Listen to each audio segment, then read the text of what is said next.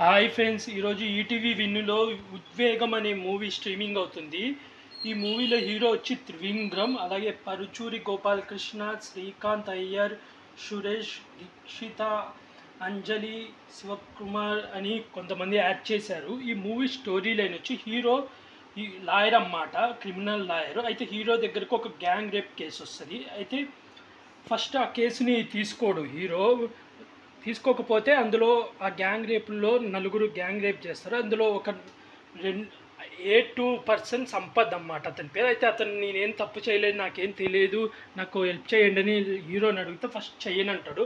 ఆ తర్వాత ఆ సంపత్ వాళ్ళ అమ్మమ్మ హీరో దగ్గరకు వచ్చి, మా మనోడు ఏ తప్పు చేసి ఉండడు సార్, ఒకవేళ తప్పు చేసి వాడిని నేను విషం పెట్టి చంపేస్తాను, ప్లీజ్ హెల్ప్ చేయండి అని అడుగుతారు. దాంతో హీరో ఆ కేసుని తీసుకుంటాడు. ఆ తర్వాత ఏం జరిగింది, అసలు అతను తప్పు చేశాడా లేదా, చివరికి హీరో గెలిచాడా లేదా అనేది ఈ మూవీ స్టోరీలే.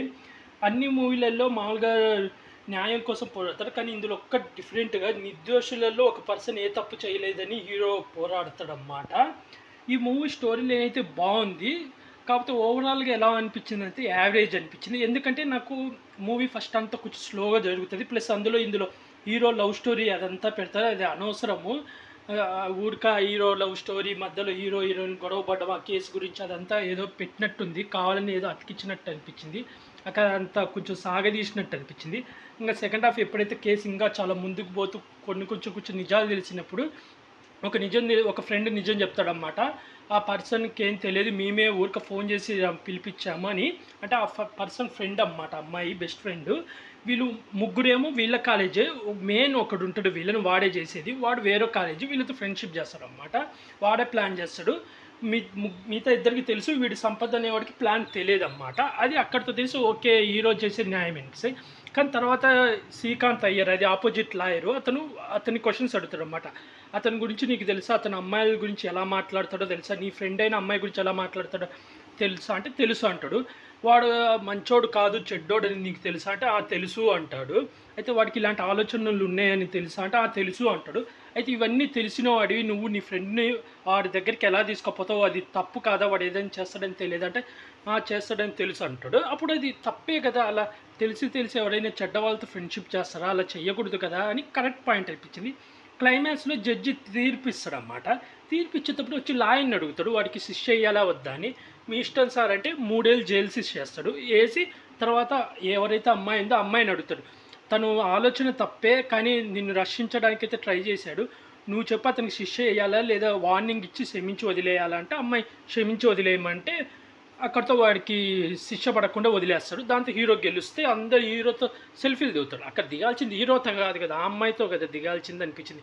ఎందుకంటే ఆ అమ్మాయి క్షమించేయండి సార్ అంటే అప్పుడు శిక్ష పడలే. అదే ఒకవేళ అమ్మాయి శిక్ష వేయండి సార్ అంటే 3 ఏళ్ళు జైలు శిక్ష పడేది. దాంట్లో ఏదో హీరో న్యాయం చేసినట్టు అందరు హీరోతో సెల్ఫీ దిగుతాడు. నాకు అక్కడ లాజిక్ అర్థం కాదు. అలాగే అమ్మాయి చేసింది కూడా రాంగ్ అనిపించింది. ఎందుకంటే అంత ప్రాణంగా ఫ్రెండ్షిప్ చేసి అంత ప్రాణంగా నమ్మితే వాడు తీసుకుపోయి మోసం చేసిండు, అది నమ్మక ద్రోహి.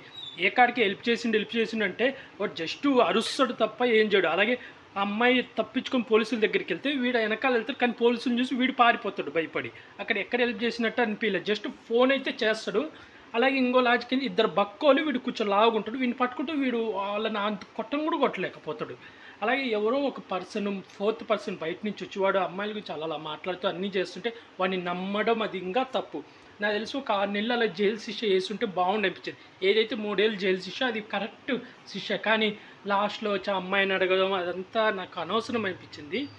ఓవరాల్గా అయితే ఈ మూవీ 1 టైం వాచ్ఫుల్, నాకైతే యావరేజ్ అనిపించింది. డైరెక్షన్ బాగుంది, యాక్టింగ్ వైజ్గా అందరూ బాగా యాక్ట్ చేశారు, యాక్టింగ్లో అయితే చాలా బాగా చేశారు.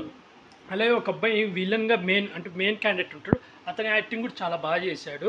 అయితే ఈ సినిమాలో వాళ్ళకు పేరెంట్స్ ఎవరికి చూపించారు, ఓన్లీ ఆ సంపత్ నంది అనే పర్సన్కి ఒక్కటి వాళ్ళ అమ్మమ్మని చూపిస్తే మిగతా వాళ్ళకి పేరెంట్స్ ఎవరు, వాళ్ళ ఫాదర్ కానీ వాళ్ళ మదర్ ఏం చేస్తారనేది అస్సలు చూపించరు.